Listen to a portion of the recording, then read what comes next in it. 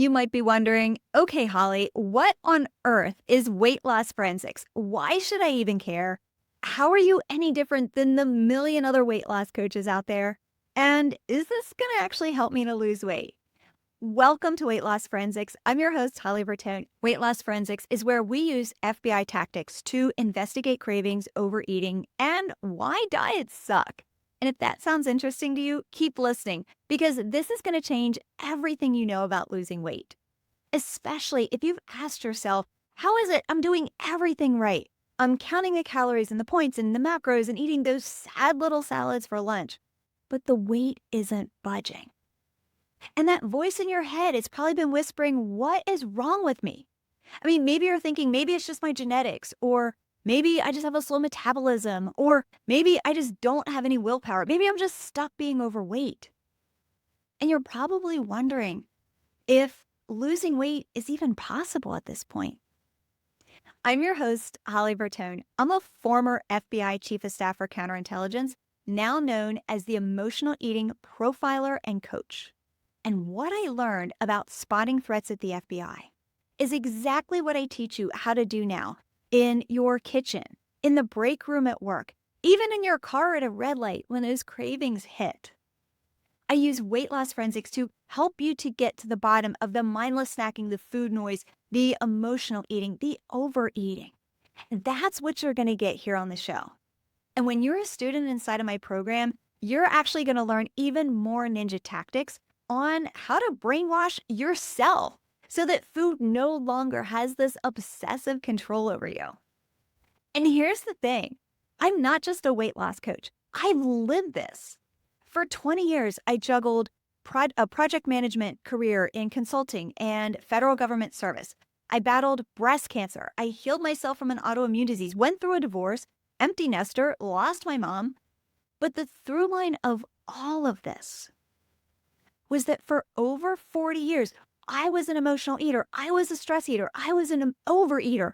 I turned to comfort food to just take the edge off.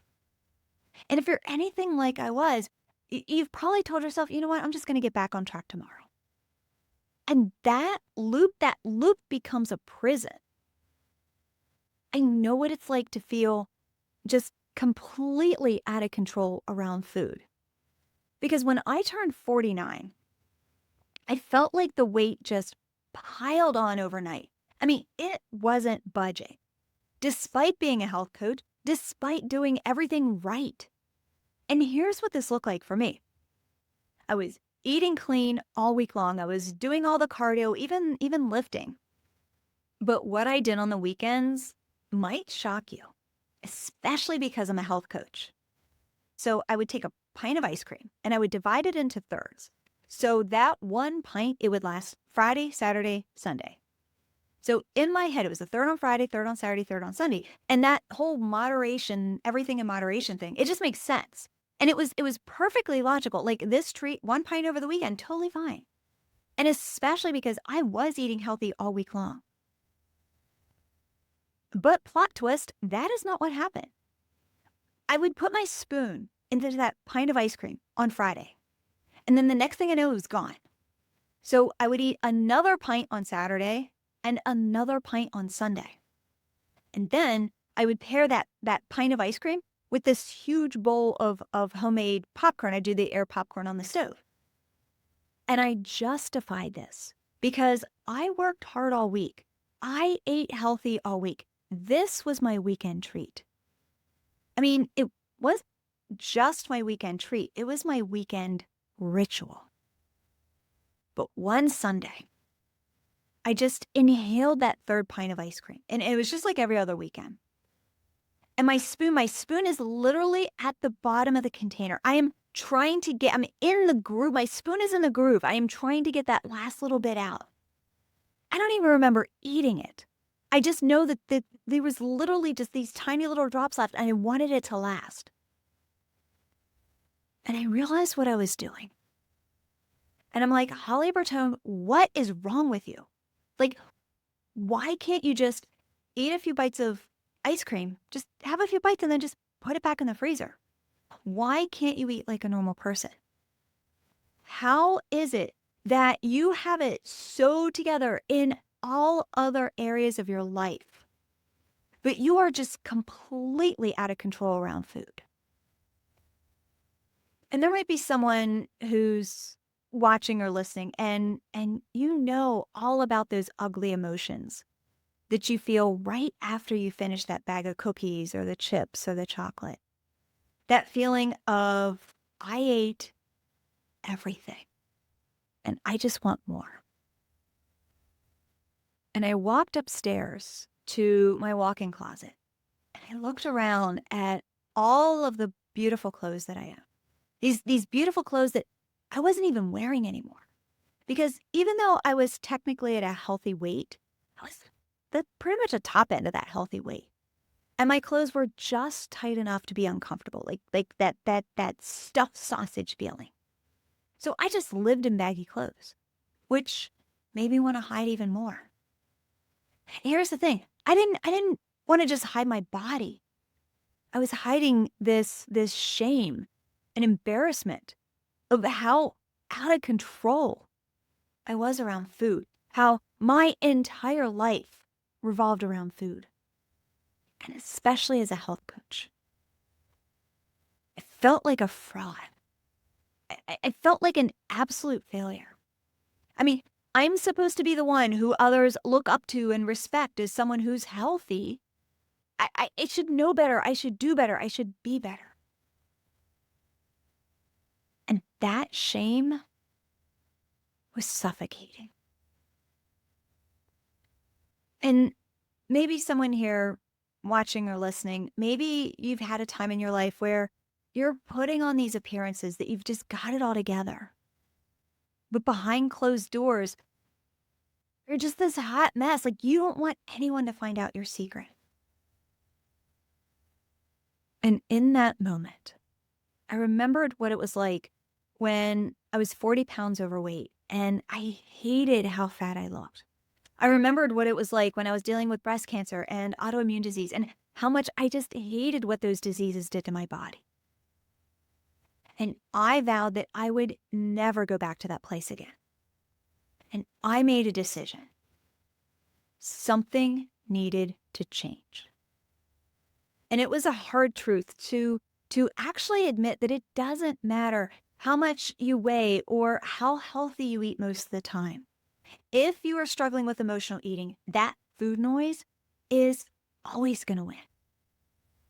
And that's when I realized it wasn't just me, that there's so many women battling the same kind of demanding lifestyle and the food noise and the shame that I was. And I became obsessed. I went full on investigator mode. I put the FBI hat back on, put the FBI training to work, and I uncovered what the weight loss industry doesn't want you to know. Because it's not about the calories and the cardio and the weight and the food. What I found is diets don't work. You know what? Let's just keep it real. Diets downright suck, and they can kiss my grits. What this is actually about, it's about addressing the root cause triggers. It's addressing those automatic eating patterns that are driving our behaviors. Those patterns control everything. And in order for things to change, you need to rewire those patterns to work in your favor. And that's when everything changed. Not just for me, but for the women who I coach. Yes, I have the pieces of paper on the wall that say I'm certified to coach. But those certifications, that basic level nutrition, it wasn't helping me and it wasn't helping my clients. And I realized it was time I needed to get rebellious, throw my health coaching certification out the window and try something new. And that something new, it changed everything. That's something new. It helped me to lose 20 pounds in my 50s and keep it off. But it wasn't just about losing the 20 pounds. I put Hashimoto's, the autoimmune disease that I have, into complete remission. I look and feel 20 years younger. My energy's through the roof. There's no more afternoon crashes. My hair is stronger. It's thicker. Actually reversed the graying process. If you're watching this, I think it's been 4 months since I've colored my hair. My skin is youthful and glowing. The cellulite in my legs, bonus, completely gone. And as you hear this now, your brain might already be wondering what it's like to finally be free, to finally trust yourself around food. So if your scale, it feels like your worst critic, if you're avoiding looking in the mirror, if you just hate getting your picture taken, I've been there. And this is the space, my friend, where we're going to figure it out together. Now, at this point, you might be wondering, okay, Holly, that sounds great, but what's the connection between FBI counterintelligence and weight loss? Well, at the FBI, we conducted pattern analysis to recognize the threat, to stay ahead of the threat, to neutralize the threat of the spies and espionage. But in real life, what do those threats look like? It's cake day at the office. It's the dessert tray when we're out to dinner. It's family pizza night. I mean, a threat is a threat. So I took those skills that I learned in pattern analysis and threat analysis, and I applied them to achieve my own weight loss, which turned into helping hundreds of women now do the same. But here's the plot twist, is that it's not just about staying ahead of those daily threats.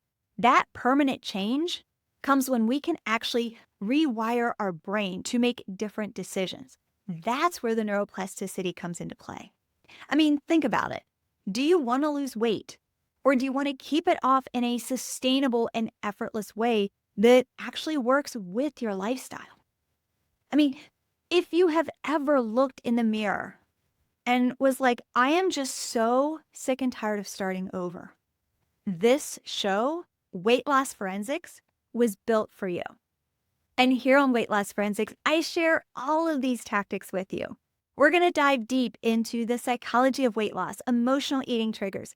We're going to conduct behavioral profiles and forensics analysis of what got us here in the first place. And if you're one of those people who loves to know what makes you tick, or you're a little low-key obsessed with the true crime podcast or those CSI shows on TV, you're going to want to subscribe or follow us here on Weight Loss Forensics.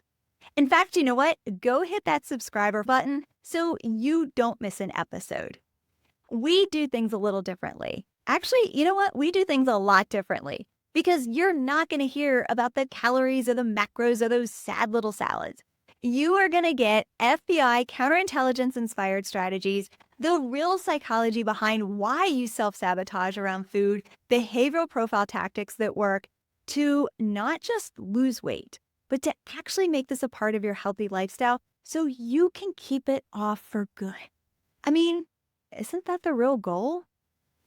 I want you to picture the version of you who isn't ruled by the cravings, who doesn't start over every Monday, who has finally made peace with her body. That's who we're unlocking here. Because, my friend, it is time we need to get a little rebellious and we need to get a little contrarian to think about weight loss from a completely different perspective so that you can do this once and for all. And as we're wrapping up this episode, this week, I want you to think about food from that perspective, from the perspective of what does weight loss forensics mean to you? You are in the right place, my friend. Let's go.